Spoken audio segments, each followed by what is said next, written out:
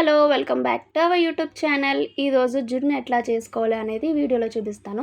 Skip చేయకుండా last వరకు చూడండి. మీకు ఈ వీడియో నచ్చినట్టయితే లైక్ చేయండి. లైక్ చేయడం వల్ల నాకు చాలా సపోర్ట్ చేసినట్టు అవుతుంది. నా వీడియో చాలా మందికి షేర్ అవుతుంది. జున్ను రెసిపీలో మనకి మెయిన్ ఇంగ్రీడియంట్ వచ్చి బెల్లం.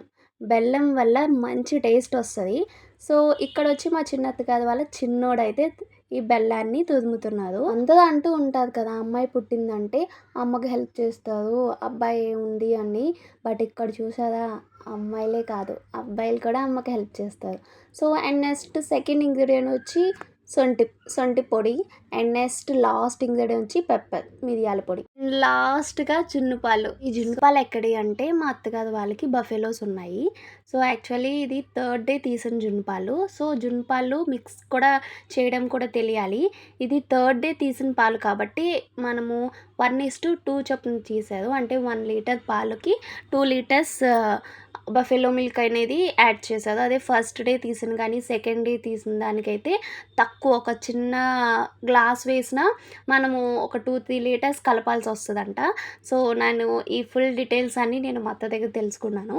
సో ఇది లాస్ట్ డే తీసిన పాలు కాబట్టి మనం తక్కువ పాలే యాడ్ చేయాల్సి వస్తుంది ఇక్కడ, నార్మల్ పాలు. సో ఇట్లా వడకట్టుకోవడం వల్ల ఏమైనా డస్ట్ కానీ ఉంటే పోతాయంట. అండ్ తర్వాత ఇందులోకి బెల్లం అనేది యాడ్ చేశారు. బెల్లం అయితే యాడ్ చేశారు. సో అండ్ నెక్స్ట్ మనం ఇందాక తయారు చేసుకునే పొడులు కూడా ఇందులో యాడ్ చేసేసుకోవడమే. సో అన్నీ యాడ్ చేసుకుని మంచిగా మిక్స్ చేసేసుకోవడమే. మన జున్ను టేస్టీ జున్ను అయితే రెడీ అయిపోతుంది. కొంచెం మనం కష్టపడినట్టయితే మంచి టేస్టీ జున్ను తినేయచ్చు. పెద్ద ఇంగ్రీడియంట్స్ కూడా ఎక్కువ ఉండదు, అట్లాగే ఎక్కువ శ్రమ కూడా కాదు.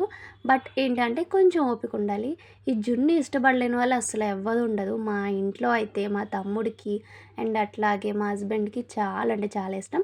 చూసా కదా, మిరియాల పొడి, సొంటి పొడి రెండు మిక్స్ చేసుకోవాలి. యాక్చువల్లీ మా మమ్మీ అయితే సొంటి పొడి వేయదు. అండ్ నేను ఫస్ట్ టైం చూడడం ఇట్లా సొంటి పొడి యాడ్ చేయడం. మా అత్తని అడిగాను, ఎందుకు అత్త సొంటి పొడి యాడ్ చేస్తున్నారు అంటే అత్త చెప్పింది, ఇలా సొంటి పొడి యాడ్ చేయడం వల్ల ఫ్లేవర్ అనేది బాగుంటుంది, అట్లాగే జున్ను అనేది కొంచెం డైజెస్ట్ అవ్వడానికి కొంచెం కష్టం కాబట్టి ఇట్లా సొంటి పొడి యాడ్ చేయడం వల్ల ఈజీగా డైజెస్ట్ అవుతుందంట. సో ఫైనల్లీ మా జున్ను మిక్సింగ్ అయితే కంప్లీట్ అయిపోయింది. ఇప్పుడు దీన్ని స్టీమ్ చేసుకోవాలి. కింద వాటర్ పెట్టి ఇట్లాగా పుల్లల పొయ్యితో అయితే మా అత్తగారు వాళ్ళు కుక్ చేశారు. మాకైతే నియర్లీ ఒక 1.5 hours పట్టింది. ఇంకేముంది, జున్ను రెడీ, మొలస రెడీ తినడానికి.